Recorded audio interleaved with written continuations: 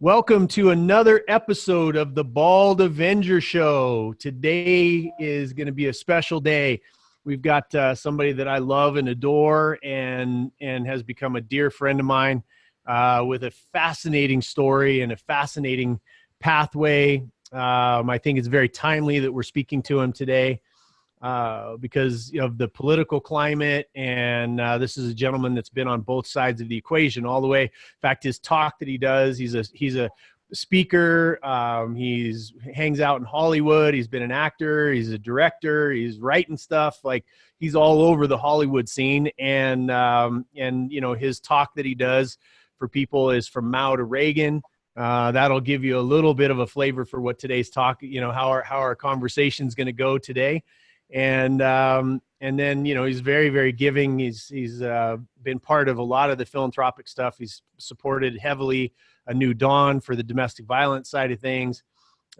He's supporting bringing happy back around mental health and anti-suicide, and just is involved in a lot of stuff. All around good guy. And I have been looking forward to this conversation. We've had this conversation a little bit involving, you know, some tequila a couple of times. A lot of tequila, not some tequila. Yeah, it was a little too much, but you know, for the kids that are watching, not on it, you know, there's not too many kids watching. I get those notes all the time. You know, I would love for my kids to hear, but you say fuck too much, so you know. Well, I don't, so we'll balance it, man. We'll balance it off of each other. And the funny thing is when we get rolling on these shows, I really don't cuss all that much. You know, it's properly placed. I think I'm an aficionado of the F word.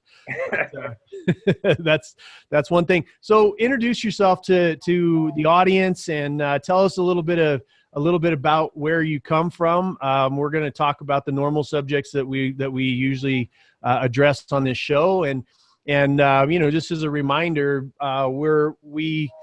you know, this show has been put together around the idea and the concept of being a guide, and really for people that are going through different challenges or looking for different angles to think about different subjects. Obviously, blatant honesty, you know, and really kind of revealing those things that sometimes we keep hidden, you know, and doing that with my own life and my own path, and really acting as a guide so that other people can really step up and be the hero of their own lives, and just giving them more tools. And you know, again, I'm inviting members, I'm inviting guests that have different perspectives from different angles, and people that I love and adore and respect in my own life that have radically different views of things, just to show the fact that we can have really great conversations and come up with a better solution than either one of us could have come up with, if we are in integrity, if we're in that mindset that we want to come up with a better solution, right? If we're in that mindset that it has to be my way and my side, and I'm a Democrat or I'm a Republican or I'm an independent or whatever it is, and it has to be my way, this isn't the show for you. Because my evolution, John's evolution, as you're about to hear, has everything to do with keeping your mind open to the fact that your belief, maybe I mean, everybody that's listening to this can look back, and John, I'm looking forward to some of yours because they're more pronounced than the normal human being. But you know, when we think back to 10 years ago, what we used to believe and what we believe now, we look at ourselves and go, that was just stupid that I believe that way. And, you know, but it's part of our journey, right? There's no judgment in that. And I think a lot of what's going on with the world is you catch somebody, you know, for 5 minutes in their life when they're making a bad decision, and all of a sudden you're you know, digitally hanging them up and trying to get them to say, look, you made one mistake in your life. It's time for you to die and go away. And that's just not what life is about. I think that the beauty is in our mistakes. As long as we don't keep mistaking or making those same mistakes, I think that that's the beautiful part of being human. And really, in this divisive day and age, it's time for us to bring people back to the middle. So I'm looking forward to this, brother. But introduce yourself, tell us a little bit about yourself, and we'll dive right in. Well, all right. Well, thanks for having me on the show, brother. And It's always been great hanging with you. So I'm kind of give you the audience a quick Cliff Notes version, I guess. I love a quote by Helen Keller: "Life is a great adventure. It's nothing at all." And boy, my life has been one hell of a great adventure. So I started out, I'm the son of two Irish immigrants who came to America in 1928 during the Great Depression, both poor Irish from the farms of Ireland to, find the American dream. My dad joined the military and fought in World War II in the Philippines, and unfortunately died when I was 4 years old. So I didn't have a father when I was raised. So me and my brother was raised by a mother on two checks, a veteran's check and a Social Security check. So we grew up in poverty in a neighborhood that became famous for poverty, the South Bronx. And the South Bronx changed from a neighborhood that was white ethnic to Black and Hispanic, Puerto Rican, Dominican. And we were the one of the few white families who remained in the neighborhood because we were too poor to get out. So that was kind of the beginning of my journey. Dropped out of high school at 15 years old, following in my brother's footsteps. And then started to work, got a job, and then got caught up with the revolution. My neighborhood got caught up in the 60s, and my neighborhood was filled with Black Muslims, Black Panthers, Puerto Rican version, the Young Lords. I got involved in all that and became a revolutionary communist at the age of 17. Went on to lead a trip, still was a high school dropout, to China at the age of 26, and met with the Chinese communist leadership. Came back and eventually got disillusioned with communism, and then had to recreate myself. Started acting, started working, started going to school, went back to college, met Tony Robbins, and started on another path that took me to Hollywood as an actor, as a producer, as a counselor, and then now motivational speaking, political speaking, writing, producing, you name it, man. It's like I say, my bucket list is too damn long for at least 3 or 4 lifetimes. And that's just frustrating. But oh well, I guess that's a good problem to have. So here I am, and I'll let you dive in deeper and take us into whatever direction you want to go, brother. Yeah, absolutely. And, and what, it's just interesting, the path and the journey, and, and I have Tony Robbins in common, and that whole entire mindset and belief system.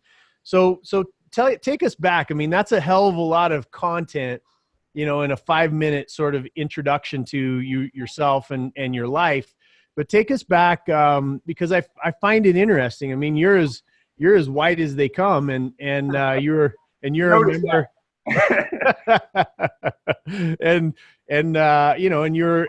you're a member of the Black Panther Party, and Well, I wasn't a member, but I hung out with them. Obviously, I couldn't be a member as a white guy, and so I was involved in support stuff. I participated in demonstrations in support of the Black Panthers when I started, when I was 16 years old, and went to some of the first Black Panther demonstrations. But that was my whole neighborhood. Like I said, I was one of the few white guys, so I hung out with a crowd that was, and I adapted and adjusted. So I kind of felt at home in that crowd more so than I did.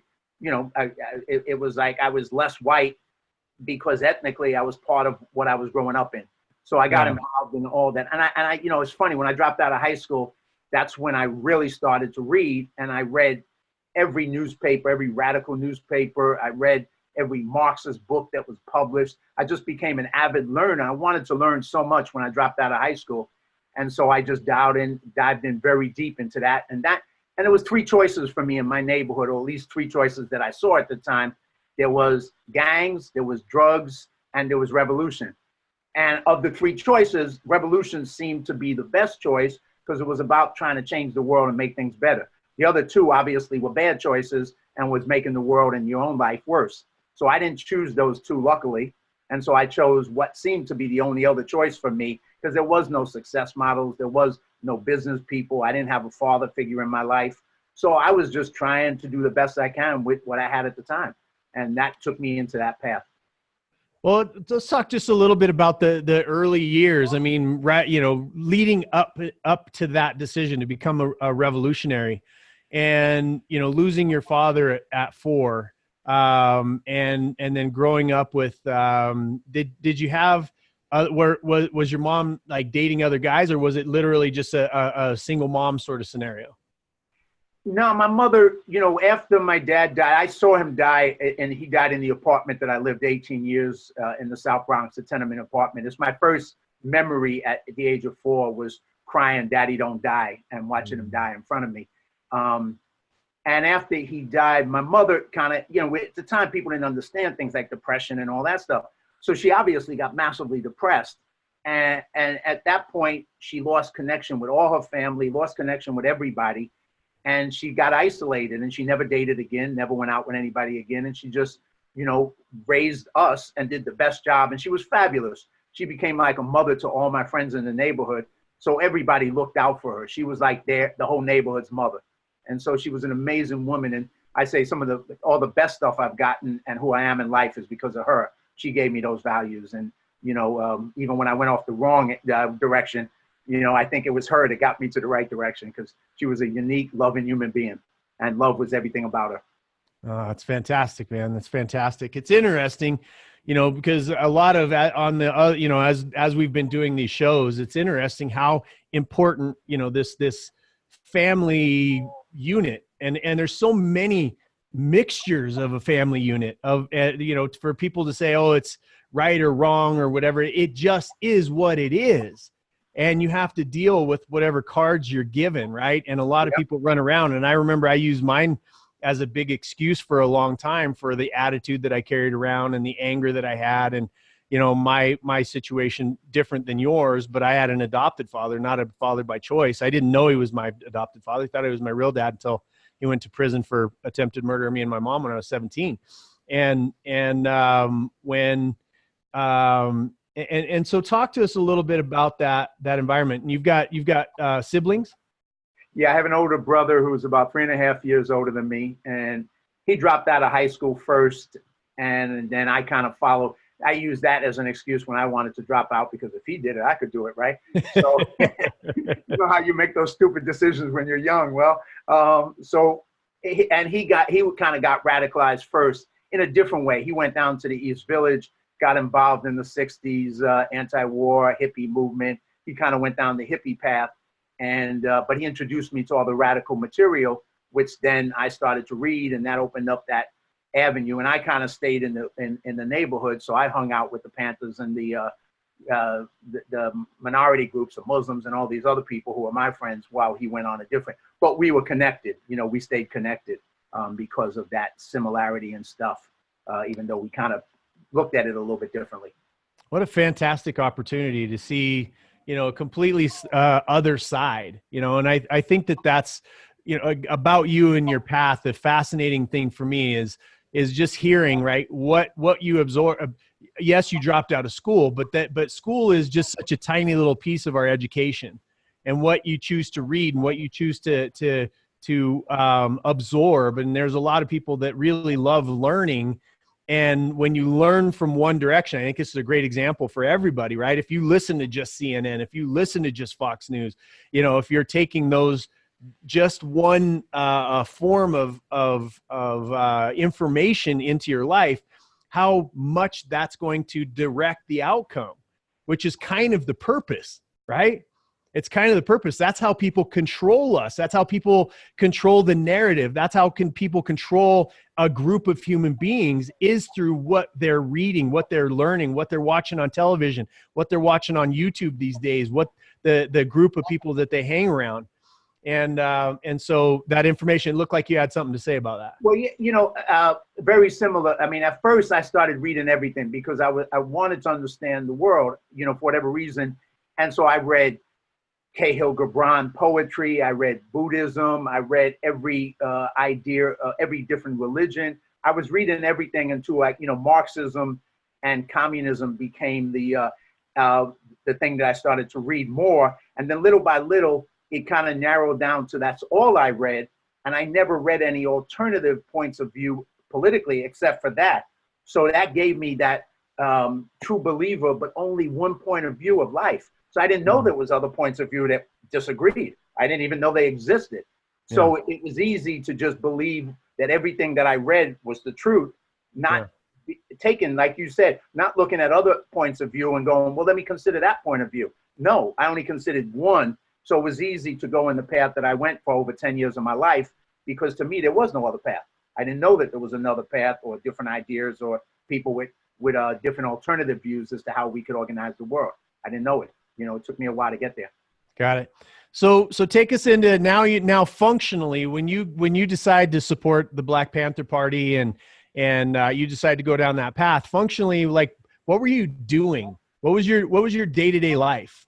Well, at first, when I quit high school, well, even before I quit high school, I started working. I worked in little grocery stores as a clerk, as a delivery boy. I did it all. So to survive and help support my mother.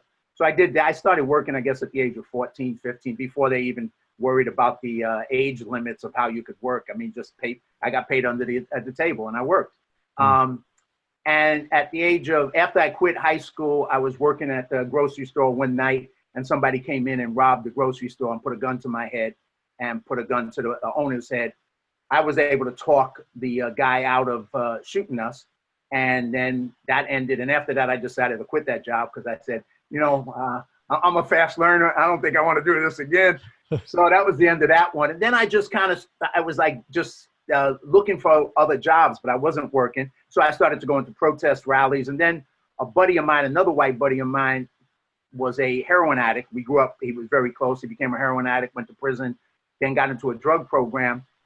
And then he came out and he got involved with this group, an anti-drug group, but that was made up of people, white, Black, Hispanic, all trying to become revolutionaries.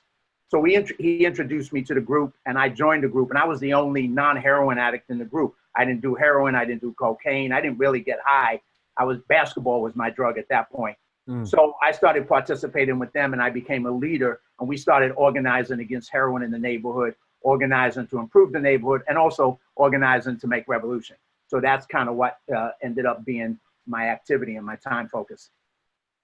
That's fantastic, man.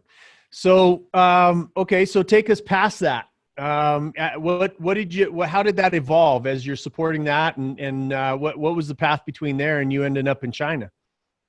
Well, we moved and this kind of gets back to a lot of what's going on today. I can't really dial all the way in, because it's almost like so complex. But we were a group at first made up of, it was a multiracial group. But the politics at the time, which is kind of what's happening again on the far left, and I say far left, is that, they didn't like that idea that a group was made up of every nationality, because they said, well, Blacks should have their own group, Puerto Ricans should have their own group, whites should have their own group. So we were forced to break our group apart, and the whites go up into the white neighborhood to organize whites. Well, I didn't grow up in the white neighborhood, and my buddy didn't grow up in the white neighborhood. We didn't like that idea. We thought that was a suck-ass idea. And now we have to go up and organize white gangs and people that we quietly had nothing in common with, but we did it. We went up, and it was a growth experience. I met a lot of other people. And so for 4 years, we organized in the white section of the Bronx. And then eventually it fell apart because of political differences. And then I was looking at what's the next path. And so I studied a lot of different groups that were out at the time. The Maoists were growing all over, different competing Maoists. So I ended up joining one of the competing Maoist groups that ended up becoming the one that the Chinese gave the seal of approval to. And what was your belief? I mean, when you say, you were looking for this stuff, what was in your heart and what was in your belief system that you were fighting for?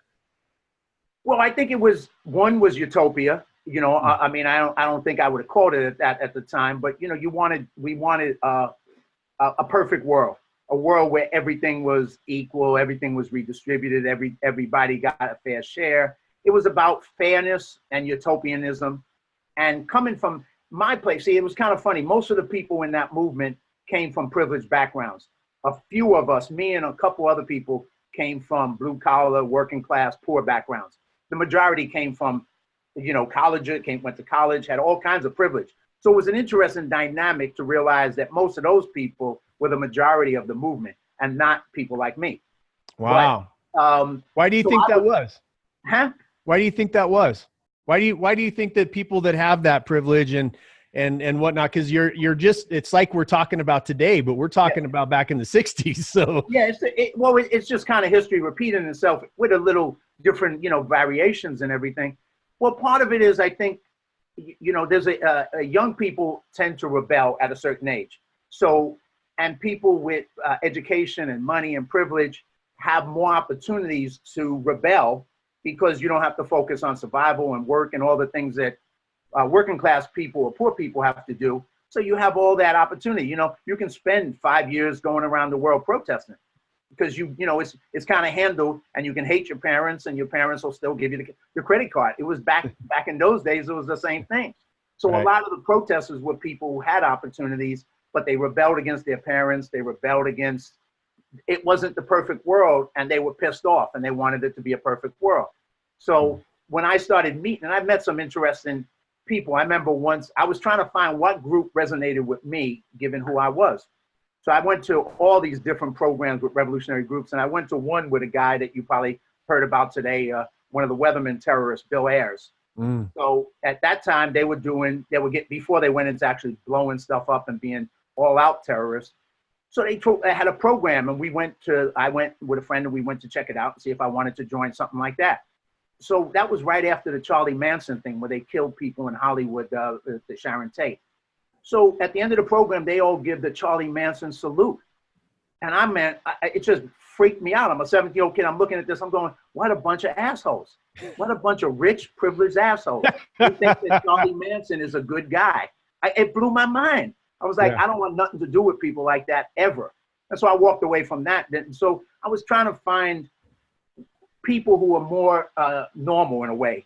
And so I found it with the group I joined because it was more multiracial, you know, and a couple of Puerto Rican and Black friends introduced me to it. And I liked them. And I said, yeah, you know, I can hang with you guys. You guys are cool. Let's do it. So I joined that group, and I immediately rose to leadership and ended up on the Central Committee. And then at the age of 26, we were sending trips over to China. I got to lead one of the trips to China for 2 weeks, and started out in Yugoslavia, met with the Yugoslavian communists, and then we went into China and met with the Chinese communists, and I gave speeches all over China. And then I started seeing things that didn't impress me. And I started. So before you go past that, what were some of your speeches about? Well, you know, they were like improvs. I mean, you know, I was very good at, and I think I probably still am, but I was very good at like finding, like whatever city I was going to, I'd quickly do some research. Back then we didn't have Google, so it was a little tougher. But, you know, I'd find some material and kind of talk to what that history was in that particular place, talk to what the history of the Chinese were, and then talk to ours, and just kind of give them something that would, you know, kind of bond us together. And what was the outcome? What were you driving people to do? What was your major desire? Our group? Yeah. Well, our group, I mean, the group's major desire was the violent overthrow of the U.S. government. Bottom line, I mean, we had, you know, I have FBI records for both groups that I was in, and I read some of them and from one of the groups, and everything the FBI said was true. And they did a damn good job, and they really knew what was going on. I have to give them credit on every level. But at the time, I wouldn't have said that. But so, you know, we were trying to imitate and model what they did in the Soviet Union. We didn't like the Soviet Union because the split between China and the Soviet Union, we were on the Chinese side. So we wanted to model what the Chinese did in making their revolution. We wanted to do the same thing in the United States. So we would organize everywhere, in the factories, in the schools, and just try to bring people to communism and Maoism. So that was kind of our objective. We weren't, you know, at the end of the day, looking back on it, you know, a couple thousand people, it wasn't like it was super successful. But at the time, we thought it was very successful. So, you know, we gave ourselves a lot more credit than was due, that's for sure. I love it. So tell us, I mean, for those people that aren't really up to speed on history, right? Before we move past that, sure. What was Mao? What did Mao stand for? I mean, the violent overthrow of the U.S. government, I get it, but what was? And I know that there was millions and millions of people that were killed under his reign, right? And so what was the major tenet that was pulling people together around those ideas? What did it stand for? Well, just to go back to the founder, and you know, I mean, I read every book: Marx, Engels, Lenin, Stalin, Mao, Ho Chi Minh, Che. I read every book by everybody. I mean, it's amazed me how much stuff I read. But Marx kind of started it off where basically it was, nowadays I would look at it differently, but it was basically that the working class needed to rise up against the ruling class, which was the bourgeois, the business owners, the people, the capitalists, and they needed to overthrow them. And that the only way that equality would exist in a society, because they wouldn't give up power, and the goal was to achieve power, was to overthrow the ruling class. And in each country, the ruling class was, of course, a little bit different. In the Soviet Union, it was more industrial ruling class. In China, it was more a feudal ruling class. And so the goal was to overthrow and take power and create a world where everything was equal, and it was going to be this beautiful utopia where that everybody had the same opportunities, the same outcomes, and it was just going to work perfectly, and we're going to create this. So that's how we looked at it then. Now, well, and honestly, that it's very timely, right? Because absolutely. you have people that are young, and I mean, I love the young leadership. I think that they care a lot. There's a lot of humanity in the millennials and the younger group. Like, there's a lot of really, really great energy around wanting things to be better. And it's the post that I did the other day, and I always find it fascinating how I use the word muted. It's not really muted, but how professional and how polished you are at replying, because you have firsthand knowledge, which is different, right? It's different to have firsthand knowledge and to have an opinion. I did not live through those times and cannot speak from experience, but you and I have read, you and I, that's one of the things that draws us together is our deep love of reading and trying to learn from history. And I think that today, the post that I put up was talking about the fact that regardless of whatever utopia it is that you have a vision of, right? A right-wing one or a left-wing one, there's always ramifications. And what it is it's class warfare, where people that have and people that don't are pitted against each other. And the idea is that those that don't will overthrow that and eventually get all of that stuff for themselves. And throughout history, and this is the whole point of the post, was to talk about the fact that when are we going to stop repeating history and create a new one, right? Because it just, throughout history, those violent overthrows never end up in leaving a better life for the overthrowers, right? All that happens is you flip top, right? You flip. Now the people that were here leading this group of revolutionaries ends up on top and still oppressing, the lower class and the poor throughout history, right? And so what's your take on that? Well, I agree. I mean, part of it, if you go all the way back to Marx, and later I studied it again with a different perspective. He was an alienated middle-class kid, son of a rabbi, never was going to be in charge or in control of a society. So once again, this alienated person had jealousy and greed for the successful people in society because they were more successful. He wasn't. And in many ways, now looking at it from another standpoint, I realize that the politics of that in particular is the politics of jealousy and greed, and the desire to be on the top, but you can't find a way there by doing it through your own effort. And that seems to be, hey, that's one way to do it. We just take over and we grab it. Just take their shit, John. Take their shit. I mean, they don't deserve it. I deserve it. Right. I don't love nothing, but I deserve it, right? That's right. But, somebody said the other night, I heard somebody say, capitalism creates, socialism takes.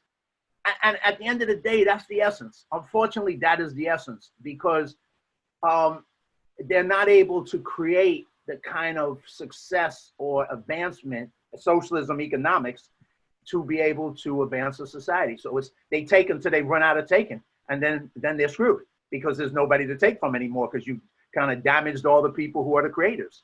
And the production. Well, it's interesting. So what if we decide, I mean, because again, what I'm curious about is how do you come up with a different result, right? Because there's always throughout history, regardless of how many violent overthrows happen, there's always a class that has and a class that doesn't. And really, I believe there's this concept of redefining what success is, right? You and I have been on both sides of the spectrum. I've been radically poor like you, you know, and standing in government lines for cheese and powdered milk. And, you know, and my mom, I distinctly remember, you know, walking around on different country roads and stuff to get asparagus, so we'd have something to eat that night, right? And then, you know, there's this other swing through business and through education and through working hard and failing and trying again and failing and trying again, that has led me to this place of prosperity now. And that and you've done that same exact pathway. And so when you get to the other side, let's talk, I mean, because you and I can understand feeling left out, marginalized. I remember the rich kids in school. I remember being looked down upon. I remember being like, cause I'm not white, I'm Hispanic. I mean, I've got white, I've got English and Irish and Black and Samoan and Native American and you know, mainly Spanish. But at that point in time, because my skin is white, right? We moved into a town, and you hear me talk about that in the comedy, right? About a white privilege. When I have white skin, I had no white privilege whatsoever. There's no such thing in my life. I love that routine you did. Yeah. So, you know, and so part of that being, now that we're on the other side, because a lot of times we talk about the poor side, and there's injustices that happen, but the poor today live at a much higher level of success than the poor did, you know, a long time ago, mainly, some would argue, because of capitalism. Now, span that spectrum, and, you know, obviously I'm not billionaire status, you know, you're not billionaire status, but we're doing well. And the idea is, now that I'm here, the wealthy that I hang out with and that I get to see are just as fucked as the poor people that I used to hang around, and where I, you know, they have challenges, and they have, you know, they have jealousy, and they have greed, and they have all this other kind of stuff. So both sides, like if you took a person that didn't have much means and you give them everything in the world, you see it happen a lot, right? The John Belushis of the world, and those stories where people get everything that they're looking for, and then they kind of lose it, going, it's not about the shit. It's not about the money. It's not about the big house. It's not about the cars. I went through it, you know, and had the all of the stuff and do now. And it's not about the stuff, because then I lost it again, you know, and all of the people that gathered around me when I had it now disappeared. And so that definition, you and I both not having strong father figures in our life, what I have found is that there's this gap of understanding what's important. What tells us is important is the media and the television and the, you know, the fancy cars and the jets and all of the stuff that everybody says is success. And it's so far away from that concept. Money, if you're an asshole, makes you a bigger asshole. Money, if you're broke, you know, money, if you're a good person, makes you a better person, because you're able to do more with it. It's just a tool of the content of the character in someone's heart. And so I believe that if we started thinking about this thing called success, now we're looking at, I mean, because I know that in poor families like yours and like mine, there's a lot of love, right? There was a lot of love. Yeah, we had an abusive father, but my mom, I mean, her heart is the size of the fucking planet. Like, it's just giving and giving and giving and giving and loving and taking those beatings that she took, and, you know, and the broken bones and all, and watching me get my nose broken, just seeing all of those things happen, that there's this other definition of success. How would you now, because you've been on both sides of the spectrum, how would you describe what we should be aspiring to?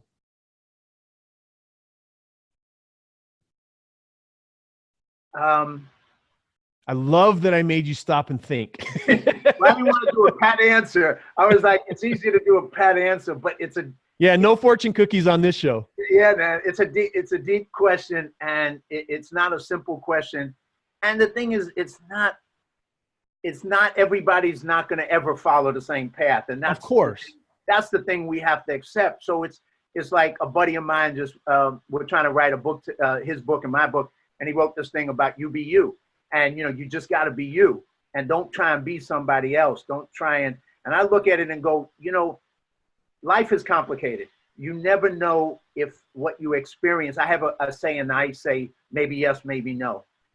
Is this a good thing or a bad thing? Maybe yes, maybe no. You don't know in the moment sometimes what's a good thing. And, you know, looking back on my life, I can say, well, you know, if only I didn't grow up poor, you know, it would have been so much easier. But then again, if I grew up with money and became a drug addict and ruined my life, it would have been worse. So did I have a bad opportunity by growing up poor, or was I given a gift? Nowadays, I say I was given a gift. I think it was a gift of what I was given. Not to say that everybody should be poor or being poor is a gift. A lot of it is how you look at it and what you take away from it. And Tony Robbins was part of that journey. When I started getting into self-development and I started reading a lot of people, and then eventually did my first fire walk. When Tony was first starting, matter of fact, I was working night shift at the post office as a mail handler for 5 years. And I did a fire walk on 34th Street on a Friday night with that crazy guy. And it changed my life. But some of the things that you're saying, some of the takeaways I got was to take responsibility for your life, 100% responsibility, and that you always had a choice. And so what that means to me is that you can choose to be happy if you're poor. You can choose to be happy if you're rich. You can choose to contribute to others if you're poor, and you can choose to contribute to others if you're rich. You always have a way to do more for others, to give more, to be a better person. That's on you. And so to me, success is being happy, being who you are, and making the contribution that you can make to a better world and to your family, to your community, to your friends. Make it better. Be somebody that whatever you do in life, people are going to say, this person made it better. You didn't be somebody who's negative, trying to tear it down, attack other people. Don't make it worse, make it better. There's enough people going to make it worse. Trust me, there's plenty of them, you know, so don't join that group. Join the group that wants to make it better and be that person. And that to me is success. And then if you get financial success, that's great too, because that makes life easier and then you can contribute more with that thing. But that's not the only thing in life. It's one more piece to try and get right. And we have so many pieces that we need to get right. And just try and get them all of them as right as you can possibly get them. And guess what? You'll never get it all right. You'll just do the best you can. Yeah, it's so true, brother. And I hope that everybody's listening to your words, because there's so much wisdom buried in it. And you know, you go into the the hierarchy of needs, and you really dive into this stuff, and ultimately what that drives you towards is that we're really happiest when we're giving to other people, right? And not from, there's two sides of that. One side is I'm a martyr and oh my gosh, I'm giving all the time. And it's like, that's your whole identity. I'm talking about, where you find something that you're passionate about. Like, the things that I'm passionate about. You and I are on the same path in that, and we're constantly supporting different things. And whatever it is, it doesn't have to be our stuff. Doesn't have to be feeding the hungry. Doesn't have to be domestic violence. Doesn't have to be, eliminating the child sex slave business in this world. Doesn't have to be any of that. It has to be whatever you're passionate about. And then when you start with that as your true north, then what happens is the next thing that steps in place is personal responsibility, by having to become the best you can possibly be for the purpose of serving other people, right? It's that alignment we talk about in business. We talk a lot about sequencing. There's a lot of everything that's been taught about business has been taught. It's in the proper sequencing, right? It's like building Legos in a sense. And so if you start out with the idea that my greatest value, my greatest legacy, my greatest emotional well-being, and my greatest wealth in this life is the sowing of seeds and easing suffering in other people where I can, then everything else starts to fall in place. Now you go personal responsibility, because, you can't blame Trump. You can't blame Obama. You can't blame right, left. You can't blame black, white, gay, lesbian, straight, all those kind of things. You lose the ability to blame. And that's a moment of loneliness for a lot of people, because they've been able to blame and attack. Right. And that takes all of your personal responsibility, and it shoves it off on somebody else, to where it feels better in the moment, but makes you feel miserable long term. Right. It's harder to take to take a punch and take responsibility in the moment, but it's much better long-term. And I think that that's part of wisdom in growing up. I didn't know that when I was younger. I mean, I hurt people. I made bad decisions. I lost my money. I lost other people's money. I cheated in marriage. I did all of this damage when I was younger that felt good in the moment, but cost me integrity. Right. And I think that, the thing about having powerful father figures and strong men and strong women and strong mothers and that kind of thing is those lessons. They're so important, right? Rather than abdicating your responsibility as a parent to a screen to allow companies and corporations and governments and messages and marketing and advertising to seep into your child's mind, it should be you with your solid base of understanding and love and knowledge that's going to guide and lead your children to make better decisions, because ultimately that's what's going to set them on the path to freedom for themselves. And so what you say there is so powerful. I hope people hear it in understanding that the first objective should be, how can I ease suffering in large chunks of this world, or in my neighborhood, or with my own family, or with my lover, or with myself first, right? How can I ease the suffering in my own life? So that's really great. Really great, brother. And it's in that sequencing that we get it right. So go ahead and advance the story. So you go from that, you start to get start to see maybe that way of thinking is not something that is leading to down the path that you thought it would, or creating the outcome. Now what? Now what starts to take place in your mind? Well, I'll give you two things that kind of were light bulb moments for me that started to make me reevaluate, the belief systems that were supporting my belief. So the first one was, besides being a Maoist, we also supported the Maoists in Cambodia, which you may have heard of Pol Pot, and later heard about the killing fields.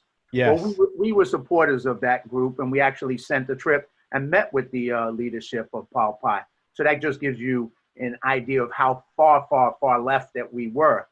But there was some young Cambodian students in New York who we knew, and I was in New York at the time, and they were supporters of the communist revolution in Cambodia, these young Cambodian college students.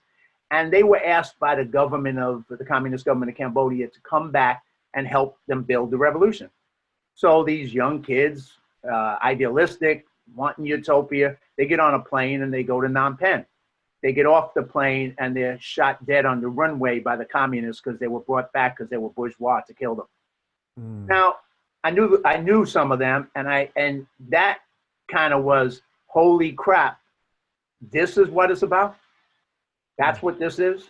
And it was that moment where you went, who would do that? I thought they were making the utopia. These were the good guys. I mean, why would you kill these people loving students who come to support you? Why would you kill them? Because when you get into that mindset, I'm just going to answer from my perspective, from history and from what I'm witnessing now and what I've witnessed throughout history, is that the ends or the means justify the ends. Of course. As you get there, right? Yeah. So. And you can justify it and not even, think twice about it. And that would have been me if I was in that position of power, probably. So I have to look at myself and go, yeah, that's where you would be. And so it's that understanding. And then I had an opportunity. I was going to college at the time. I got back and got my GED and went to college. And I ran across some books by the CIA that analyzed all the communist countries. So being curious, I start to read them. I'm like, yeah, these are the enemy's ideas, right? I start reading what they say, and all of a sudden I'm going, holy crap.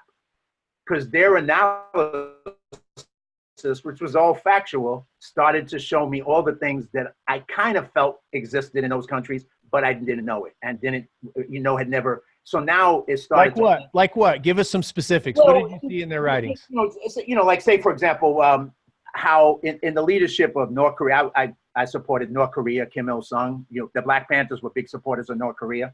The leadership of communist countries, when you got into the number 2 position or the number 3 position, you tended to stay there for a little while until the leader, the great leader, whoever that great leader was, Kim Il-sung, Mao Zedong, decided that you all of a sudden now were potentially a competitor, so he'd have you killed.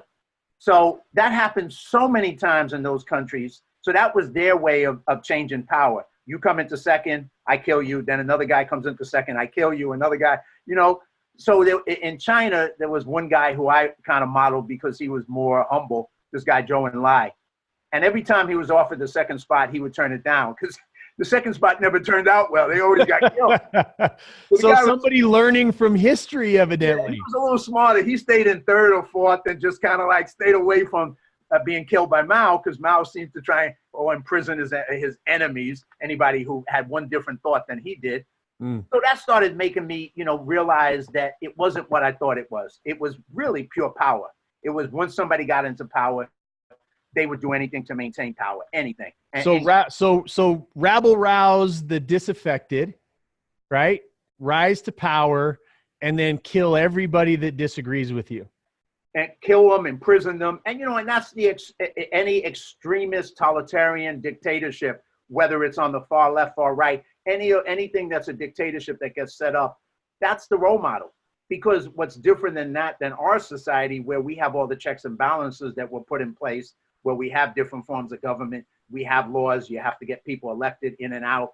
We have all those things that protect against human nature, which is human nature. There's always going to be people who are going to be corrupt. There's always going to be people who are going to take power and try and manipulate it for their own use. There's always going to be that. That's humans. And so we have a system that at least tries to prevent that and puts in all kinds of things to do it. Those societies have nothing to prevent it. Once you're in power, hey, you got it. You know, you're the leader for life. And God forbid anybody has a different thought than you, because they're dead or they're in jail, either or.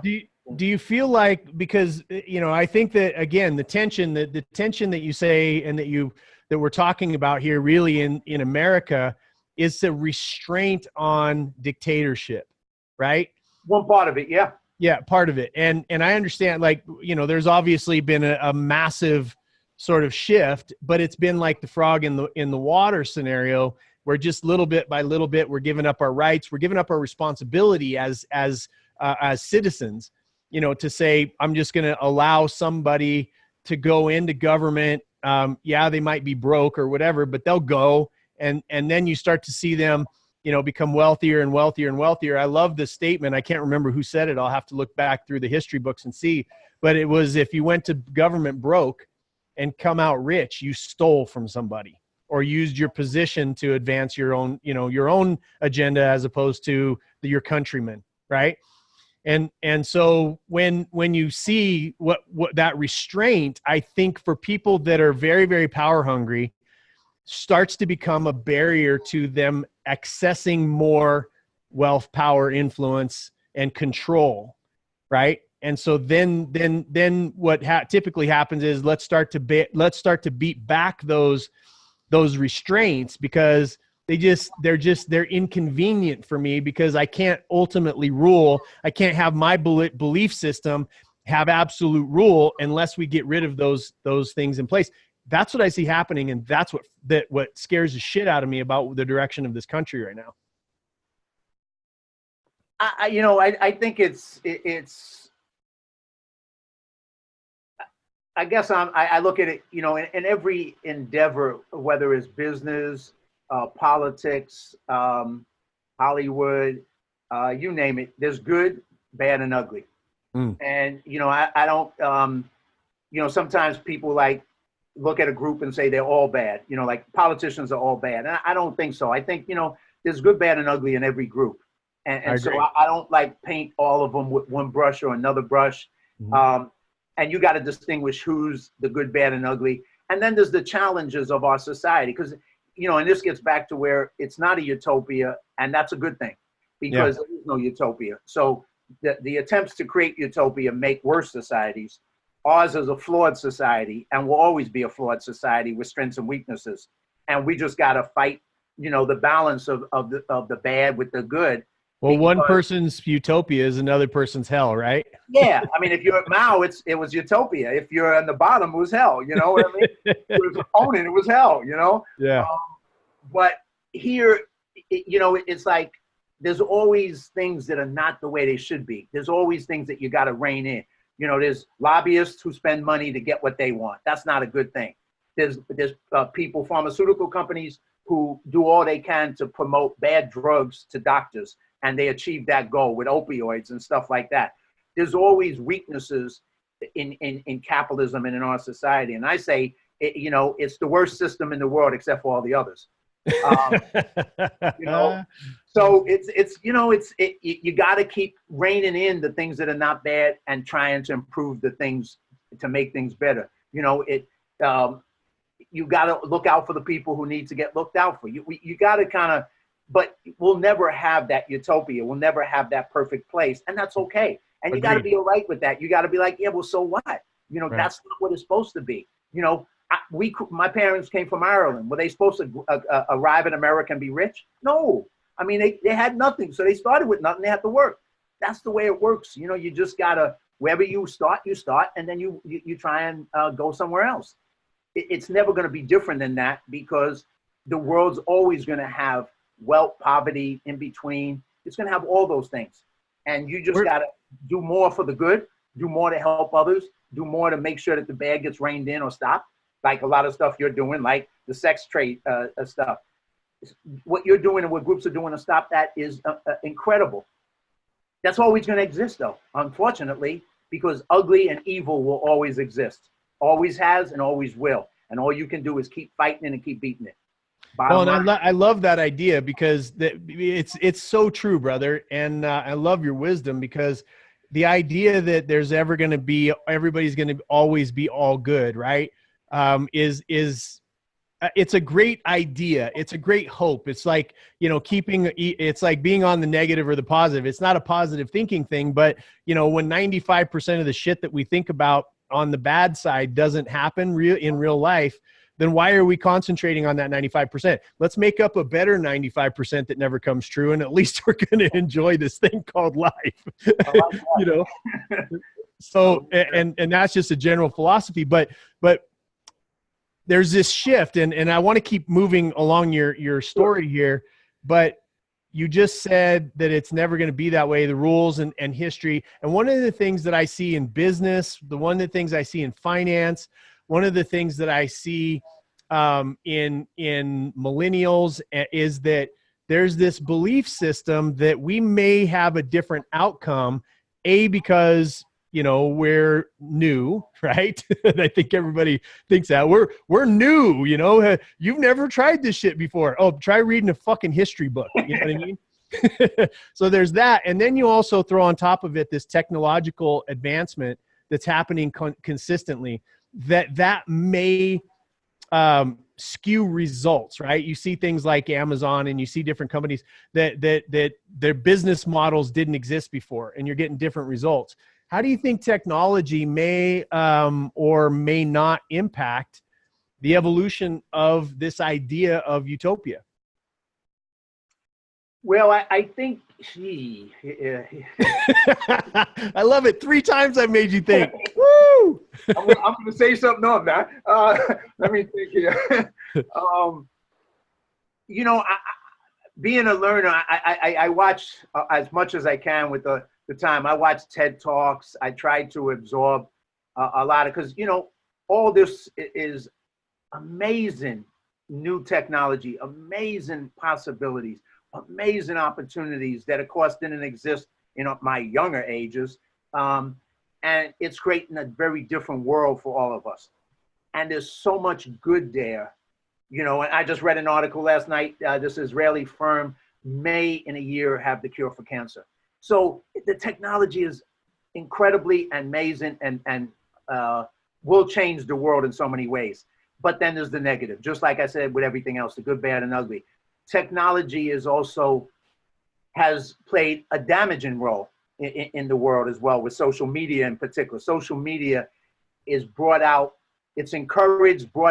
divisions between people, made them more divided as opposed to more together, more listening, more willing to respect each other. So social media, it's done good things and it's done some really bad things, especially among the young. It's also creating the illusion that that the technological elites know everything, and therefore they'll make things so much better. So just like the communist elites thought they knew everything, the technological elites think they know everything. And quite frankly, they don't. They know what they know, but they also don't know what they don't know. And what they don't know is a lot of common sense things, because a lot of them don't live in a world that the average person lives in. They can go anywhere. They're wealthy. They can live in Davos. They can live in Spain. They can live wherever they want. The average person can't do that. So the average person's world and life is much different. And those people who live in that technological elite world, they think they know all the answers, but they only know the answers for their group. And their group is a small group compared to the world and the people who, the main people. So it's complex like everything else. So it's like, you know, learn from the good, use the good, try to combat the bad, try to, you know, and try to prevent some of these technology companies from doing what humans do, which is manipulate, use control, find a way to to monetize it, to make themselves even wealthier, and not really have the interest of the people in mind. They have both sides to them as well. Yeah, and watching out for that same justification of Pol Pot and, you know, and everything that you were just talking about, watching out for that justification for harming others as a justification, you know, for the advancement of towards a utopia, right? And that's just, it's just that wisdom, you know, not to repeat history. It's not that they're inherently bad. It's just, that's the direction. I mean, if you go back and you Google, you know, the prison experiment, right? Where they just took people that weren't, you know, they became prisoners and they just assigned them just randomly, you know, just look it up. I mean, I don't want to talk too much about it today, but that's, unfortunately, that's one human nature, right? Is to gravitate towards power, control, and being better than, or setting yourself aside from, you know, and part of that is on the technological side is the same thing. A mob, right? MOB, right? The MOB, a mob is inherently a bad thing. It doesn't matter if it was back in the day of the Salem witch trials. It doesn't matter if it was you know, during the slavery and oppression against the blacks. It doesn't matter if it's you know, slavery in other countries that currently exist. The difference between the Muslim world and it doesn't matter, especially right now when it comes to everybody thinking it's okay to be a part of a mob online. It's still a fucking mob, and you're adjudicating things outside of a structure that has maintained one of the greatest countries on the face of the planet in history as far as easing suffering in the world. Yes, we're fucked up in so many ways. I'm not an apologist for any of those things, but we seem to work through them because of the tension in the middle, right? And to destroy that tension in the middle is to destroy everything that the founders of this country, the extraordinary founders, if you want to know about, you know, some extraordinary human beings that foresaw all of the stuff that we're going through right now through that one document, you know, called the Constitution, it's fascinating. And so mob and technology, my take, and then I want to move your story up a little bit, but technology speeds things up. It speeds up innovation. It speeds up attacks. You know, before there used to be, okay, we're doing business this way, and then 6 years later we would change something and it would evolve. Now things can change like that, right? I mean, somebody that you're seeing it, everybody that has a good reputation in the world, actors, actresses, government officials, sports heroes, just people in general, Mother Teresa, for crying out loud, you know, has this element that goes out and tries to destroy them because of their goodness. No other reason. They're just like, and the concept is, I need to say, like think about my haters. You could probably think about yours. Anybody that's listening to it, you think about your haters that are attacking you. It's like, okay, they say it, whatever it is, could be true, could be false, could be, you know, their side of the story. There's two sides of the story. Whatever it is, it comes out. The general sense is, I do not want you doing better than I am. And here's this piece of information you need to know about John Duffy so that it completely destroys and negates any wisdom that he may have. Or Jason Cisneros, I'm going to give you this piece of information so I can negate all of it, right? Yes, you fucked up. Yes, I fucked up. Yes, everybody fucks up. But that doesn't define us, right? What defines us is what we're doing today and what we'll do tomorrow, not what we did yesterday. It informed us, but it didn't define us. And so these people that are out there that are doing this kind of stuff, technological mobs that just pick up one piece of thing and they go, oh, it must be true.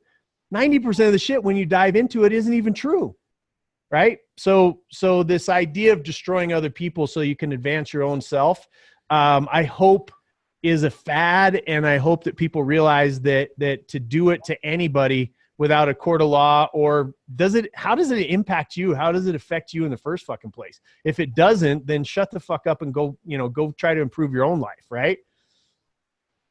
Well, I think, just to answer and then take me further, but I think this well. It's like everybody has a need to be special. Yep. And feel special. And you know that, right? And how people find a way to be special is different for each person. Some people find a way to be special by contribution, by doing things to help others. And that's how you feel special. And that's a positive. Some people feel special joining a gang because they get feedback that makes them be part of something that's different and gets respect, even though what they're doing isn't positive. Some people do it by joining cults. Some people do it by just being online. Online gives them a way to be special because they can tear everybody else down, and they're the one who does that. So they're very special. They know everything. Nobody else knows nothing. Very uniquely special people. And so people, it's the vehicle people choose, right? Yeah, they choose that because maybe that's the only one available to them. They can't join a group, or they're not joiners because nobody wants them. Maybe, I don't know. So they do it that way. So they're always going to find a way to try and make themselves feel special. And it's unfortunate because the best thing about life is if you can find a way to make yourself be special by being somebody who elevates others, who celebrates others' success, who loves when other people succeed and go, great. Even though it's way past what you're going to ever succeed at, that's okay. It's like, man, right on to you. You've given me a path. I look at you and go, I want to be like that someday, or at least something like that. So if you celebrate others and you help others, that's a way to feel special and do something good in the world. But, in the real world, not everybody's going to do that. So we're always going to have to deal with the others. And rather than give them attention and air and space, focus on doing the good and just look at them and feel sorry for them, quite frankly, because, it's not a great place to be in life. It's kind of a sad and miserable place to be in that place in your life, to be like that. And that's too bad. But well, I always, I had to think through this because, obviously when I poked my head up out of the sand, I had lots of people trying to take it off, and I was like, in the beginning, I'm like, fuck you, you're lying, and oh, that's bullshit, and then I started thinking to myself, well, some of that shit's actually true, actually, and then that's when I got into a place where I'm like, you know what, fuck it. I'm gonna write a book with all my shit in it. I'm gonna air all my shit online. I'm gonna talk about all the mistakes I've ever made so I could take that power back and start to advance my life of saying, I'm sorry for all of that shit, but I want to do things differently now and then start easing suffering in the world. And that's really made all the difference in my life. And I know, for the most part, I've actually flipped the entire script. Now, those old movies where you see like even like Harry Potter, where they suck out the energy from, and it's like, it makes them more powerful. I feel that way with haters, they're giving me all their time and their creativity. They have my name in their mouth, and they're giving me all their time, energy, and like, it's making me more powerful. Well, it's a shame for that. But you're right about looking at yourself. I mean, one of the turning points for me on that point was, there was many steps, but 9/11 was a big turning point for me as a New Yorker. When 9/11 happened, it hit me really hard. Like, obviously, so many of us got hit so hard by that. And at first, I took it as it was an attack on my city, even before my country, because I was a New Yorker, and you don't mess with New York. Right. So it was that. And then I put on an American flag pin for the first time in my life. And when I put it on, some of my far leftist friends went, "Hey, why are you putting on that Nazi flag?" And at first, I just wanted to slap the stupid out of them. And then I thought for a second, I went, well, you know, before you do that, you're going to have to slap the stupid out of yourself, because you're the guy who believed that stupid stuff too. So Exactly. first do a little head slapping of yourself first, and then, you know, you can move a little further. So I kind of have to look at myself and look at why I went to certain beliefs and certain paths, and then kind of reanalyze them and say, you know, you thought this wrong, you thought this wrong, thought this wrong, and then reevaluate, recreate, and create another, what I call a born again American, who I became after that experience. And I got to respect that my parents gave me the American dream, and I didn't even, you know, believe it or respect it. But I came to know that they suffered to give me what I got. And even though I grew up in poverty, I was so happy to grow up in that kind of poverty compared to what they grew up in. So, well, I just got goosebumps because I think about the fact that they gave you the American dream, and even as you were again the violent overthrow of the American government, it was the country that provided you that cover to have those thoughts and to actually you know, protest against it, right? And I'm so proud of you. I'm your wisdom, man, I think is going to inspire a lot of people at that shift in the, you know, looking at yourself and having people call the American flag a Nazi flag, and, you know, all those different things. And one of the biggest things I respect about you is the capability and the capacity for you to be able to alter a belief system. That's the hardest thing, you know, in all of my interactions around the world. The hardest thing for us to do, you know, the hardest thing for us to resist is our own ideas, right? right. And where are those ideas being spawned from? And why are we believing the things that we believe? So move us forward, because this is the transition that I'm interested in. I think everybody wants to get to is you go from this radical left and then you start to advance through. So take us through that and to Reagan and where you are today. Well, you know, the first part was, I guess, I didn't know, once I became disillusioned, and I didn't believe in what I call, you know, because communism is a religion, just like any other religion, except their God is the Communist Party and the great leader. So they believe in the communist is God, and not a real God. So having gave up that religion, I kind of didn't know what I believed, and I just had to kind of recreate myself and begin to open myself up to new ideas and experiences. And then it was like, who do I become? So I came back to New York after the group. I was living in Chicago for 2 years, 1 year leading the group out there with others, and then came back to New York. And then I started to scramble, and I had to get jobs. I worked as a aerobic instructor at Jack LaLanne. I worked as a youth organizer, community organizer. I worked in the post office. I got my GED. I went to college, and I was like trying to find out who I was on a personal level. Started to get introduced to motivational material. Started studying that. That started giving me a new direction, a new identity. That I went, okay, that's a positive. I want to go in that direction, and that's what led me to Tony Robbins. And when I took the fire walk that night. And for those of you that don't know, what he's talking about is Tony Robbins at his events, Unleash the Power Within, you know, commonly referred to as UPW. One of the nights is a breakthrough night, and he teaches you the strategies to walk on, you know, 2,000-degree hot coals, and you know, and not get burned and all that kind of stuff. So that's what when he says fire walk, that's an event. I've done 25 or so of them. You know, I'm sure, John, you've done a bunch, and it's just a metaphor for life, right? In so many ways. But I just wanted to clarify for the audience that's not familiar with it that we do walk on fire. Understood. And that one in particular was when he was starting out. So he did it on, and for people who know New York City, you'll get this. And if you don't, 34th Street on the sidewalk in Manhattan on a Friday night. Now that's just madness. cabs were stopping, drunks were falling in our direction. I mean, it was just total freaking madness. And we walked across these hot coals, and then, you know, the rest of the weekend, you know, he hypnotizes us, and that is another great story because that changed my life as well. But so I go back to the post office that night, and I'm late, 2 hours late. I just walked on hot coals.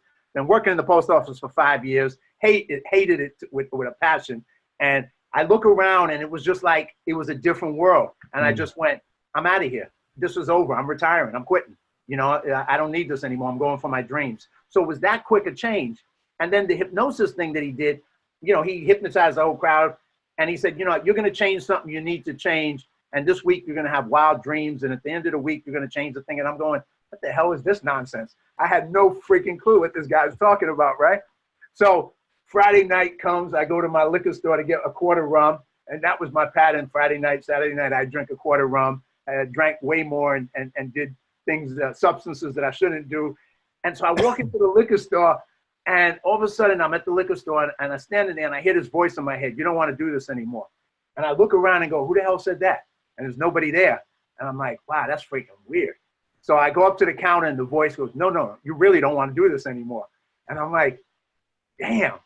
And I said, you know, I don't. And I walked out of the liquor store, and for a year I didn't have a drop of alcohol. I had no desire to get drunk ever again. And it changed my life on that level as well, and just took me on another path. And then after everything else, that's fantastic. And I just want to, you know, because if this gets back to Tony, he's not hypnotizing you; he's putting you into an altered state. Whatever the hell it was like, oh, I knew it was this freaking 6'8" giant telling me to go to sleep, and I'm going to change something. And I'm like, yeah, whatever, man. I'm it's an altered state.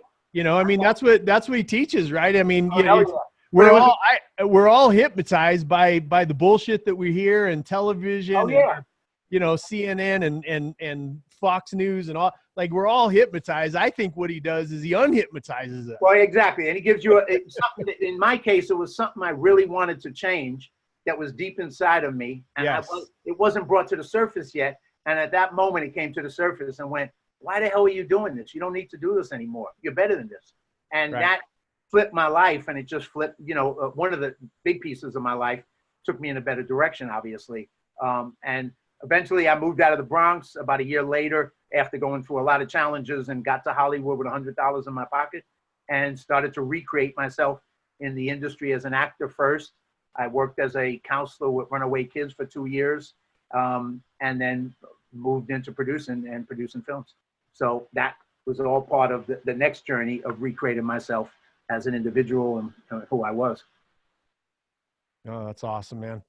Okay. So that brings us up to today, and, you know, the stuff that you work on, and your path, and the movies that you're producing, and you know, and writing, and the amazing people. I saw you with, was it Kevin Sarbo? Yeah, we did that was a great experience. We did a fabulous movie up in Calgary, Alberta, Canada, in July, and it was based on a true story called, it'll probably be called Miracle in East Texas, about these two guys back in the 30s, kind of con artist types, lovable con artists, and they ended up discovering the biggest oil find in the history of the world, and it changed Texas, and it changed the world. And there's a really positive message in the movie. And it was fun working with Kevin and the people up there. We just had a blast. You know, it was supposed to be one of the hardest. I've done about 35 feature films. It was one of the supposedly the most challenging. I had the least time to prep it, the least time to make it, and it was the easiest film. I felt like I didn't work a day on the whole film. It was amazing. He was amazing, and the whole team was amazing. Everybody who worked on it. I love that. So tell us, you know, as we advance this, because, you know, you're doing amazing things. I'm so proud of you. I'm so proud to call you my friend, and to have hung out with you and had some real conversations, and done some real good with these charities and philanthropic things that we work on together. And I'm looking forward to much, much more. You know, I know that you are taking your game to a whole other level, and I support you at every angle, and I hope people follow you and support the things that you work on. let's talk a little bit about business.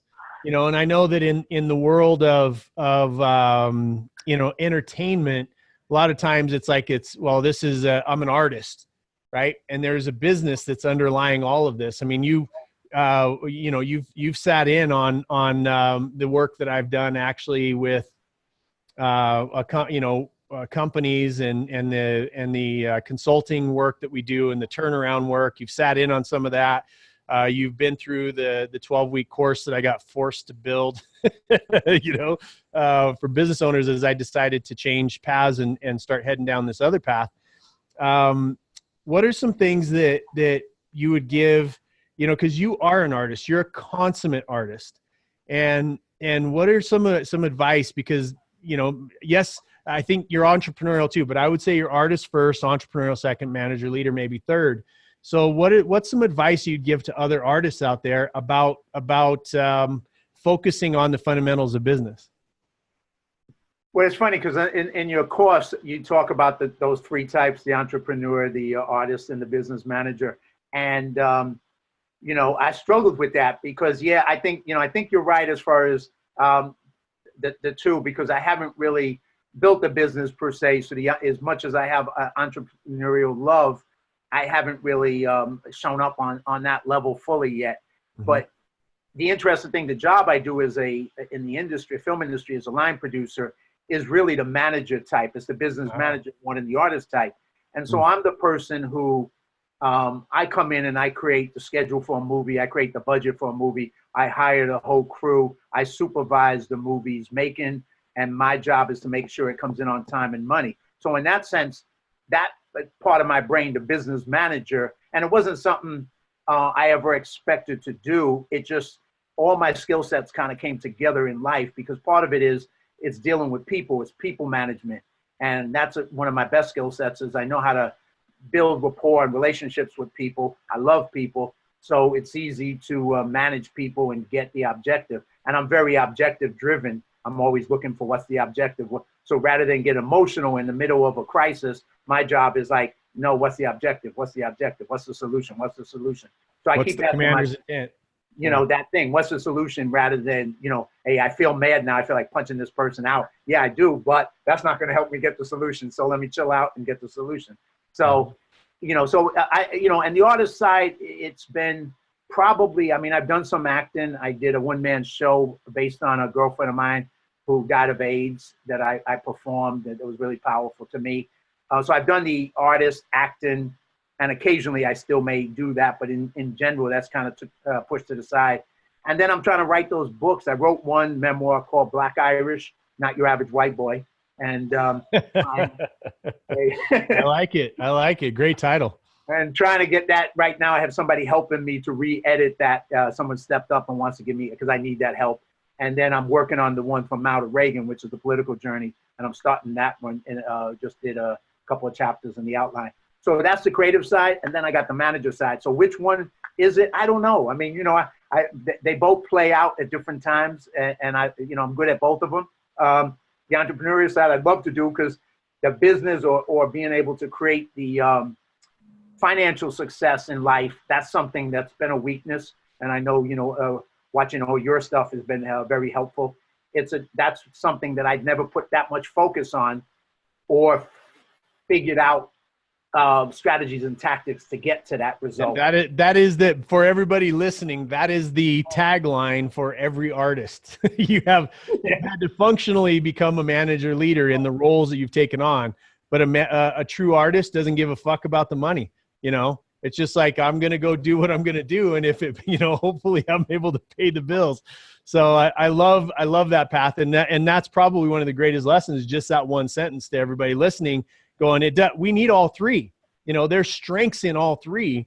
But, you know, one of the things that I learned along the way, because I'm a dyed-in-the-wool fucking entrepreneur, right? And now I've dove into the world of artists, right? And I put myself in what I call my growth prison, where I put myself in the role of a manager leader, so I could understand structure and flow and accountability and budgets and finance and all that other kind of stuff. But it was 2 years. I feel like that was my personal prison, because I hated every fucking minute of it, you know, because entrepreneurs are free and everything's going to work. And artists are like, it's just as long as it's pretty, people will like it, you know? And the manager leader goes, yeah, you got to pay fucking rent, you know? So, but I love that. I can do that manager leader good for others in the world of doing a film. That's easy. Do it for myself. Not so much. You know, I'm an artist, you know, this shit will work out. It always has, you know. So that's the challenge. Yeah, and we already brushed over the, you know, a little bit on the philanthropic side. I know, you know, that's important, that it's something that really, I think, is in proper alignment. You know, that's our true north. Let's ease suffering in the world. Then you line that up to where I've got to get as good as I possibly can, which means I can't blame other people. I have to take responsibility, which means, you know, what do I have to do tomorrow? What do I believe today that's hindering my path forward? And then, you know, talk to us just a little bit, you know, in those last few minutes, talk to us a little bit about your vitality. And I always talk about vitality from the perspective, not of health and fitness and, you know, six pack and, you know, big muscles or, you know, long distance running ability and all that kind of stuff. Because we have this thing called functional vitality, which means that how can we optimize our mind's clarity? And we're going to have some really amazing people on about this subject. But most of the people I ask this question of, because you're a functional human being, like you have to get up in the morning, you have to go to bed, you know, you and I go have a tequila and a cigar every once in a while. But we still have all this energy that we have to create, you know, that we have to be able to create. And so what's your best advice? Again, it's just functional vitality. It's that energy to be able to optimize your output for achieving your true north. Again, proper sequencing. We got to be in shape enough. What are some things that you do to keep yourself in that place? Let me, if you don't mind, I just want to jump back 1 second, and I'll come right back to that with philanthropy. Sure. So a lot of, you know, obviously the philanthropy and all the causes that you're doing, I find appreciate. And one of the ones that's come up for me in my life, which once again, I didn't expect. A lot of my life, I say God had bigger plans for me than I had for myself, obviously. Mm-hmm. And so I got involved years ago in doing some training videos for the U.S. Marine Corps that I line produced. And having met these young Marines in Pendleton and Quantico, and I just realized that I met some of the best young people I'd ever met in my life. And so that door started to open up, and I said, okay, what can I do to give back? And then I started doing a lot of veteran support in Hollywood, speaking and training veterans, contributing to events. Anytime there's a veterans event where they need me to share my experience, I'm there for them, because I just found that particular group, and there's a big group of military veteran men and women in Hollywood now working, and they're some of the best young men and women that I've come across in my life. So that's a big cause that I've been blessed to be given the opportunity to participate in and to be able to help. So that's one thing that's special to my heart, and whatever we can do to support the military and veterans is something that's become very dear. My dad was in the Army. Like I said, I went far away from that, but I eventually came back to him, you know, without expecting to, and kind of reunited with him and what his trust was through what I've done with the veterans in Hollywood. So that's that thing. Now back to your question about vitality. Well, there's three pieces, or a couple pieces to this. One is, well, just before you move on from that, we're going to be doing because it's important. These veteran issues are super important. I'm working with a young man by the name of Isaac Belden on what he's working on. Oh yeah, I know Isaac. Great guy. Yeah, he's a great guy. And so, you know, those types of things, we do a lot of work. There's a organization that I did an event with just recently, and I think you saw some of the videos and whatnot that we went out to support. And it's the oh man, I just had a brain fart. But it's the War Machine, right? Okay. Yeah, wait, where you did the trainings. Yeah, that was pretty amazing. These guys, these vets, man, I fell in love with every one of them. It's the mindset that they have, the stuff that they go through, the care that they come back to, literally to be a vet means that you put your life on the line for people who will never meet you. And I love and respect our veterans and want to do as much good as we possibly can. And there's going to be a couple of vets that I'm bringing on that are fairly well-known vets to talk about these issues as well. So thanks for leading that in and your support for them too. Yeah, when you get someday into LA or Hollywood, we'll have to go. I'm a member of the American Legion in Hollywood as a son of the Legion.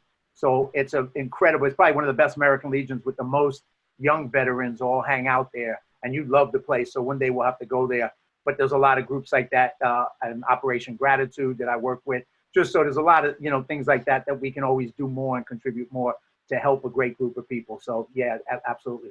I love it. Let's do it. Okay. Vitality. So, vitality. So I'll start with the mindset because, I've always been, I grew up basketball. Well, no, I'll start where I started. I grew up playing basketball as a kid. And I say, my addiction to basketball kept me away from drugs, because I just love sport, playing ball. I played on the street at night till 4 or 5 o'clock in the morning. If my friends are going out shooting heroin, I'm playing basketball. So luckily I had that as something to kind of distract me from the negative influences growing up.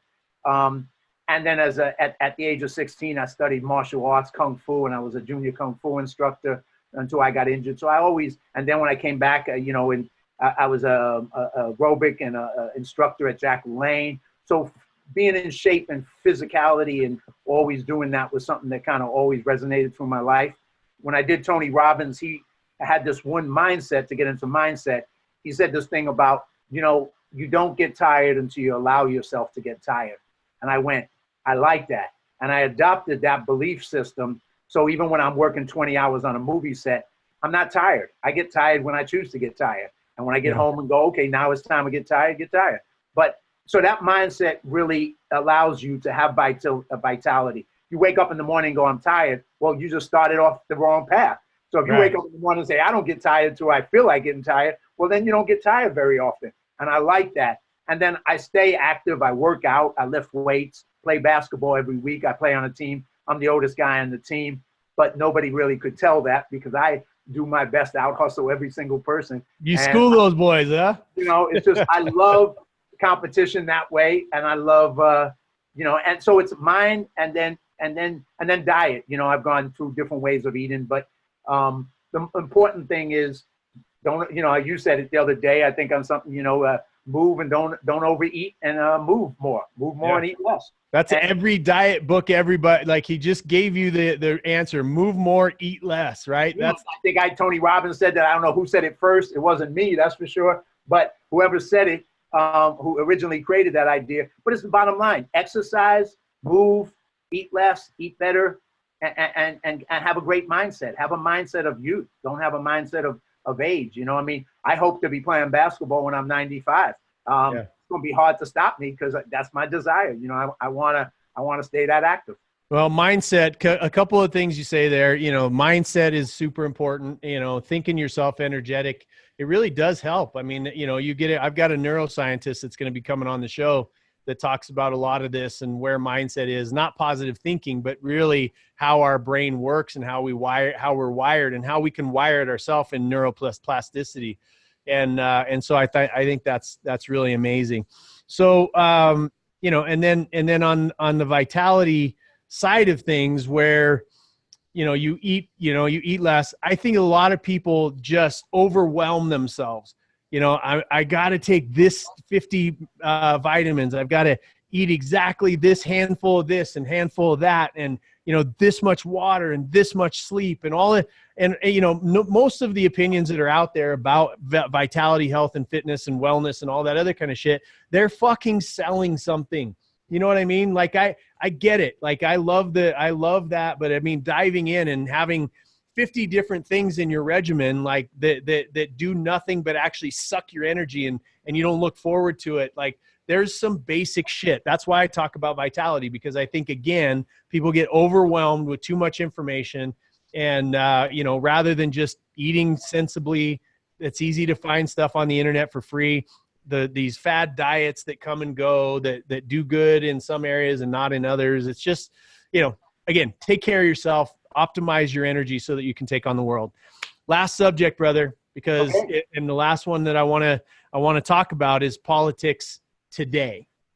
Tell us a little bit about how you believe. What do you think the environment is creating, and where do you think we're headed? I know you got a plane to catch here pretty soon, right? Yeah. I want to get out by 12ish. Okay. There's so many pieces to this. It's funny, bro. Every single time I ask this question, like I told you, I used the girls as an example at a New Dawn. 27 felonies. I was a prostitute. I know. I love that. Yeah, I can relate to that. Yeah. One lady was thinking about committing suicide by chopping her head off with a credit card, with a chainsaw. Yeah, I met her. Open. Then I go, let's talk about politics, and they all go, no. Like I'm tapping out. Like it's just crazy to me, right? It's smart women. They're very smart. Very smart. Well, I get it. I mean, it's polarizing, and if you're too far on Trump's side, you're a racist, and you're a misogynist, and if you're too far on the left, you're a socialist, and I just that's kind of why I like talking about it with people, because you and I have different viewpoints on a lot of things, but who gives a fuck? You're a good man. Well, here's the thing. I think I kind of set a couple of tones with it. One is I think I think I heard once, Eskimos have a lot of words for snow, and they have a lot more distinctions. They make a lot more distinctions for snow than we do. Me, it's wet, it's cold, I hate it. That's it. What else do we need to know? But they have a lot more distinctions because they got to deal with it in so many layers. With politics, I think sometimes we label everybody one thing when there's a lot more distinctions there. And when you create more distinctions, you realize that the extremists, whether they're on one side or the other, is a small group that's on both sides, but they're a small group. Loud. And they're loud and they're obnoxious and they're hateful and they're full of it. And they got a lot of anger in them for all kinds of reasons. And you could get into the psychology of why they're so angry and hateful, but that's the far extreme. Then you got, the spectrum. You come a little closer and you got progressives on one side, then you got liberals. And of course, that's on the Democratic side, those two sides. You go on the Republican side and you got conservatives and libertarians. And so there's distinctions, and all of them don't agree with each other on everything or anything, even within their own group. So when you realize that everybody doesn't agree on everything, you understand that, being more specific and understanding where somebody's coming from as opposed to just labeling them and trying to make them your simplistic point of view of what group they're in is the best way to approach it. Understand who people are and deal with them. And, I'm not in politics. If I was in politics, then I'd have to fight harder. If I'm going to get elected, my party got to fight against the other party because I'm running for office. But I'm not running for office, so I don't have to fight to win that particular office. So I can be a little bit more understanding, balanced, and respectful because it's not a battle for victory. The good side of our society is that we have two parties, and that's a good thing. The bad side is that, of course, you're going to have to, at some point, you're going to have to fight with each other over the election because you're going to vote for one or the other. Or you could vote for a third party, but they're never going to win. So if you're voting for somebody who wins, it's going to be one of the two parties, right? So you're going to get into disagreements. You're for the Yankees or you're for Boston. We're going to disagree. They play against each other. You can't pick both teams. Who's Boston? It's the Yankees. Like, who's Boston? You got to pick one team or the other team, right? And everybody will pick their team. And that's all right. But you don't have to hate the people who are picking the other team. Just like if I'm in a boxing ring and I'm boxing my opponent, I want to kill him. But after it's over, I can give him a hug because the rules are that's how we play it. We play to win, and then we play to hug. Basketball the same way. When I play, we play hard. We play to win, and then we hug each other. The winner wins. That's fine. But politics ain't like that anymore. So it's become demonizing people. And obviously, I've been on all sides. I voted Democrat. I didn't vote when I was a communist. I wanted them all to be destroyed. Then I became independent, and then I was like, okay, I'm going down the third party path. Then I was like, all right, and that changed, and then I went, Republican. And when I did that, I was like freaked out because I went, holy shit, you believe in that stuff? Scared the hell out of me. But I realized I had changed. I believed in small government. I believed in responsibility. I believed in the military. I believed in that America besides all its flaws, is the greatest country where everybody wants to come to.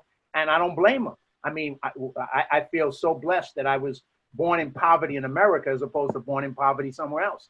You know, very lucky. You know, I won the lotto by being born in the South Bronx. So that's the big, you know, the big picture stuff. You know, as far as what I'd like to do where possible, and you can't do it with everybody. I think with people who are open-minded, and you do this, open-minded people, you got to find a way to bridge the divide and treat each other with respect, listen to each other first. And you know, people in how I am politically today, I'm conservative. I call myself a common sense, optimistic, Duffy conservative. You know, I got my own way of seeing the world. But one of the ways I see the world is that I love people, I respect people, all kinds of people, and I like to learn from people. So that's where I start. I start with respect and I start with listening before I start with, and I have no need to. When I was young and on the left, I knew everything. I had everything. I knew every answer. And guess what? I knew nothing. You know, nowadays I try not to be that dumb young kid who was arrogant and thought he knew everything. Now I have opinions. They're my opinions. They're my beliefs. They're strong. But I don't need to convert anybody. It's not a religion. This is my belief. You want me to share it with you? I'll share it with you. You don't want to hear it? That's cool. I don't need to talk about it. Yeah. And we don't need, if you want to start a fight, I'm just not into it. I got better things to do in life than to fight over politics, because at the end of the day, your life and my life isn't going to be any better after that fight is over. So why do it? You know, so I'm just like, what's the outcome do I need? My outcome is I'd rather make friends. I'd rather find what we have in common, what we can do to solve a problem. It's just like in the film industry. As a line producer, I got to get the film made. If I argue with people, guess what? It ain't going to work. So in life too, we spend our time arguing, you know, as opposed to why don't we sit down and try and solve the problem? If there's homelessness, maybe you don't know the answer, maybe I don't know the answer. So let's try and see if we can figure out an answer together, rather than me blaming you for the problem and you blaming me for the problem. And like, not worry about the credit. Damn problem. Yeah, and not worry about the credit, right? I mean, that's where a lot of people get caught up. So I love that, brother. It's a good place for us to stop, because you just articulated my entire hope for this show and for the Misfit Nation, and, you know, for the things that we're working on. The hope is, I love the fact that people disagree. I do. And there's no reason for me to destroy, because we love more than we hate. And that's really the idea. You know, I get a lot of people, right and left, I get attacked by, you know, on those extremes, and I get told all the time, the only thing in the middle of the road is roadkill. Jason, is that where you really want to be? I just, you know, I might learn a lesson here, right? Like, I have to pick a side or whatever. But right now, what I believe is that there is way more people the sane middle. You can be left, you can be right leaning, right? And still love that other person without needing to destroy them, to have a conversation without the net, like, because you see this all the time, especially on these stupid, you know, news TV shows where people are arguing their side and they're making relevant, cognizant points. And then all of a sudden somebody else's point sort of you can see like their point, that was a better point than my point. And now all of a sudden, oh, but you cheated. Oh, but you stole money, or you did this, or you did that, or whatever these people are attacking each other on. It goes away from content and goes to character, and it becomes about the character assassination. And I think that's what needs to stop. Well, unfortunately, you know, I don't think it will, unfortunately, because, and we go back to social media and earlier in the conversation, the purpose of these shows is to create that conflict, because conflict creates audience and audience creates money. So basically their goal is to make more money. And just like with clickbait, the more they can create attention, because, you know, I don't know if you remember when Tony Robbins did his, he had a TV show that he did for whatever you call it. On NBC, yep. Yeah, 1 quarter. And it failed because it didn't have enough viewers, because the story was, it wasn't knocking people down, kicking people off the island. It was making people better. And unfortunately, the people didn't resonate to want to spend their time watching people made better as much as they want to watch somebody get kicked off the island or treated like crap. Yeah, they replaced that show with Minute to Win It, by the way, which was, I mean, Tony's show was beautiful. So so basically what you're telling me is I gotta kick off some controversy and shit here, or else this show is gonna fail miserably. and what you may have noticed at the end when you asked me this stuff, I dodged the conflict and the controversy. Oh, you dodged it well. I was gonna point it out, but I'm like, this is my brother. I was like, I'm gonna join Kat and the other ones. I'm gonna do a little dodge here, dodge there, man. I literally had the word filibuster in my head. This guy's fucking filibustering me right now. I was like, but the bottom line, I have strong views. Obviously, I vote for who I vote for. Everybody votes for who they vote for. And I'm willing to say all that. But at the same time, I would just wish people would, accept that you're going to go vote for who you vote for. Somebody else is going to vote for who they vote for. They vote from a different person than me. I'm still going to be their friend unless they don't want to be mine. I don't care. I really don't care. Yeah. But some people will care and they'll say, well, I'm not going to be your friend. Oh, yeah. Well, I can't stop that. But the media controls, they want that conflict. They don't have a show on TV where all those people sit down and say, how do we solve this problem together? Because that would, nobody watch it, unfortunately. Yeah. So they don't bring people together to solve the problem. They bring people together to blame each other for why the problem ain't solved. Well, and they make money off of it. So it's like, okay, whatever. But that doesn't mean that you have to follow them because that's how they make money. Because they're not giving you any of it. I ain't getting any of it. I haven't seen any checks from them when they do that. That's right. That's right.